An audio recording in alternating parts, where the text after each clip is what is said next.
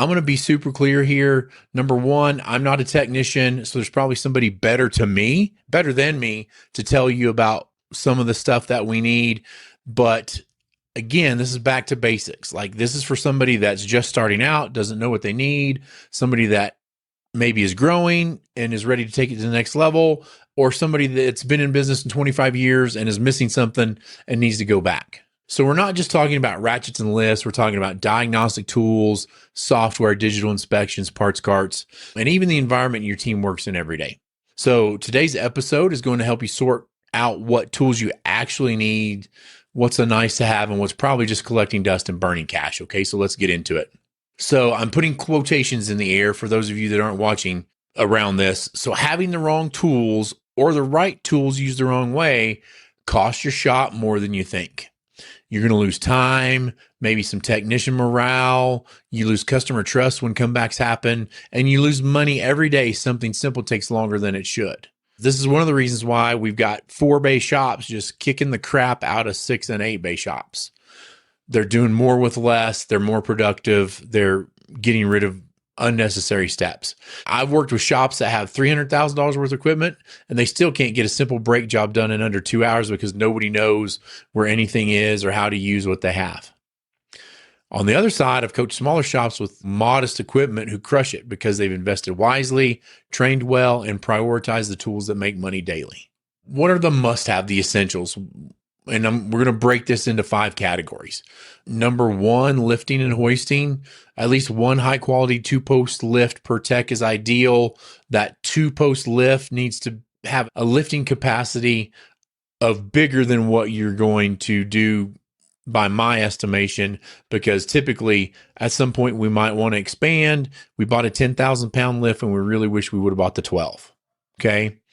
I think every shop should have one drive-on rack for things that we need to look at really quickly. Again, if you're doing alignments, you're going to need one. Oil changes, vehicles with low clearance.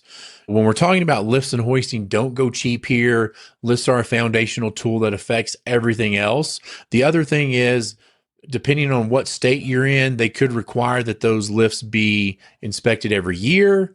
5 years, 10 years, whatever that is. Know your local rules and regulations and make sure you're getting those things inspected, because the last thing you want to do is have somebody get hurt, have OSHA show up and be like, oh, your lifts haven't been inspected in 20 years. Okay.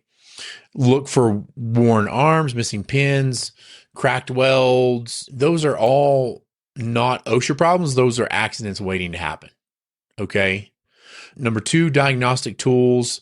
Obviously, OBD2 scanners are table stakes, but go further, right? So you need to invest in at least one high-level diagnostic platform, Autel, Launch, Snap-on, all these other ones. Also, don't forget factory-specific scan tools if you specialize. We also have pressure testers, smoke machines, lab scopes. These aren't luxuries. They're essentials for anything beyond quick service.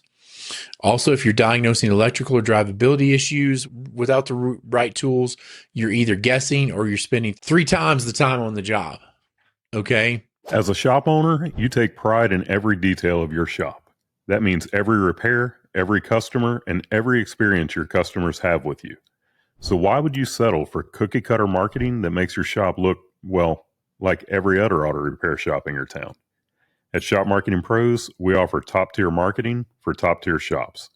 That means digital ads, search engine optimization, social media marketing, and custom websites built around your shop. Marketing that showcases your brand, your voice, and your goals. No templates, no shortcuts, no generic same old marketing. Because when your marketing reflects the quality your shop puts out every day, your customers can feel it, and your car count, revenue, and ARO grow because of it. You've already built a top-tier shop. Now it's time to grow it with the top-tier marketing it deserves. Book your discovery call today at shopmarketingpros.com to get started. Number 3, this might be overlooked, but everybody in America needs to have a DVI system. If you're not using a digital inspection platform, you're leaving average repair order on the table, dollars on the table, whatever you want to do, plain and simple. DVI tools build trust, they improve closing rates, and they give advisors the backup they need to confidently sell work. Bonus, customers love photos. They feel like they're making an informed decision if you give them pictures, video, etc. Also, don't just have a DVI, train on it. Set standards for photos, video, and commentary. I think I've mentioned this thing, DVI, in every one of our episodes so far in one way or another. I'd have to go back and double check. It is that important, people. Okay. Number 4, efficiency tools. This is your shop's unsung hero list. Parts carts, 1 per bay, no wasted steps. Battery testers and chargers. Test every car, print it out, email it to the technician, put it on the inspection, do whatever. Do it on every car. Something that we've just started in our shop is oil extractors. I think this is a game changer for quick services. You take it in there, you put it, boom, suck the oil out, suck the gear oil out, suck the power steering fluid out, and you can really do some great things with those. It sounds silly, but labeled and organized toolboards, if it takes 5 minutes to find a specialty socket, you're losing money. Also, label all of your in-house parts. Make sure you have a label printer. If you have inventory bins, do that. If you have a vendor that does those things, make your vendor do that. We just recently switched to a bolt vendor. It's amazing. I walk back there, even though I have no business digging through bolts, I know what every bin is and can look at it. It's also all barcoded if we wanted to use a barcode inventory, all that. The other thing is every time a tech walks to the front counter, your efficiency drops. You need to eliminate wasted motion. All right. Number 5, shop software management tools. Your shop management system, TechMetric, Shopware, AutoLeap should be central to scheduling, estimates, parts ordering, labor guides, profit tracking. Cloud-based platforms let you manage the shop from anywhere. Huge for owners who want to work on the business instead of in it. Okay. Other critical add-ons that go with that: inspection integrations, CRM for follow-ups and reminders, text to pay and digital authorization systems. I have maybe a separate take on text to pay. You need to have some rules and regulations around that, right? You should not be chasing paper ROs in 2025. Get your tech stack dialed in. Okay. So if we're talking about what to avoid, shiny objects, common money pits, the biggest money pit that most shop owners have in their business is the $50,000 alignment rack. It looks sweet in the brochure. It's great to tell everybody you do alignments, but is it a good investment? Just because it's cool doesn't mean it's profitable. One of the big things I see is somebody's like, ooh, I've been subletting alignments. I want to do alignments. It's going to make me a ton of money. The alignment salesman did the ROI on it.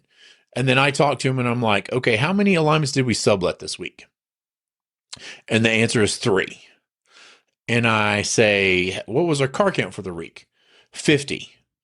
And so I tell that person, so you're telling me 3 out of 50 cars get an alignment and you want to buy a machine? No, sir. No, sir. No, sir. No, sir. Maybe if you can take that 3 to 3 a day, that might be something worth looking at. You need to make sure that your sales staff's on board with it. You need to make sure that your technical staff is on board with it, because just because you have it in the shop doesn't mean you're going to sell it, doesn't mean you're going to use it. There's a process and a procedure around that. Okay. Maybe that goes to this, like some of the common traps: buying too early. Don't drop big money on specialized tools before you're ready to service that type of vehicle consistently or have that type of service consistently. One-trick ponies. Tools that only work on 1 or 2 vehicle models aren't worth a space unless you're Euro or diesel only. Gimmicky tools from trade shows. If nobody in your shop knows how to use it properly, it's probably going to become an expensive paperweight. Lack of training. A great tool in the hands of an untrained tech equals no ROI. I want you to always budget for training alongside tool purchases. So let's talk about trade shows for a minute. A lot of shop owners go to trade shows, they buy a bunch of stuff, then they get back, and then it's like, oh, maybe that wasn't a good idea. Most trade shows have their special run another week after the trade show's over. So what I want you to do is I want you to go identify all the things you'd like to have. Then I want you to go back and sit and look at everything that's on that list and be like, what do I really need? What do I not need? And then go back and purchase it if you have the money set aside. Okay. Try not to make spur of the moment decisions when you're buying $50,000 equipment. Okay. If we're thinking about buying tools and equipment, I want you to ask yourself, will this tool make or save me money in 90 days? If the answer is no, wait. If the answer is yes, I want you to move forward and be like, how much money? What's the return on it? Number two, I want you to invest in tools that reduce labor hours per job. More productivity equals more profit. It equals more technician happiness. It equals fewer backlogs. Number three, I want you to involve your techs in buying decisions. Let them demo the tools. Let them give you lists. Let them help choose what works. Buy-in equals better use and care. I want to put a pin in this right here for just a minute. We have a new apprentice showing up tomorrow. Young kid, 17, 18, has no tools. I went to our master technician and I said, Socket, give me a list of everything this kid should have. That I don't want him going onto the Snap-on truck, the Matco truck, and spending any of his money on there. I want to set him up right. He made me a list. I spent $1,700, got the roll cart, got the battery-powered impacts, got everything else we thought he would need. And now when he shows up to work tomorrow, he's going to be set and ready to go. He's not going to owe anybody a penny. We're going to sit him down and be like, hey, these tools are not for granted. They need to be cleaned. They need to be checked every day. This is important for you. Okay. The main point in that is Chris Cotton should not be writing a list of tools that technicians need because there's no telling what you would get. So number four, set a monthly tool or equipment budget. Even 2 to 3% of gross sales reinvested in equipment goes a long way when it's consistent. You know, if we're talking about profit first, if you have no debt, if you're netting 25%, then one of those accounts, maybe you turn the debt account over into a tool equipment budget. And you look at what you need, $10,000. Oh, I got $18,000 in my equipment budget. I can buy that without problem and I can cut a check for it. So no financing anything else. That's the quick and dirty on that. Again, your shop is only as productive as the tools you invest in and only as profitable as the discipline you apply to using them. Having great tools doesn't mean anything if your team doesn't know how or isn't held accountable to use them right. And you don't need a $300,000 equipment room to be a top tier shop. You just need the right gear for the right jobs with the right systems. If you're overwhelmed by what to buy, what to budget, or how to get your team using tools you already have, I'd love to help. Head over to autoshopcoaching.com. Book a free 30-minute session with me. We'll go over your current setup and help you prioritize what's worth your money and what's not.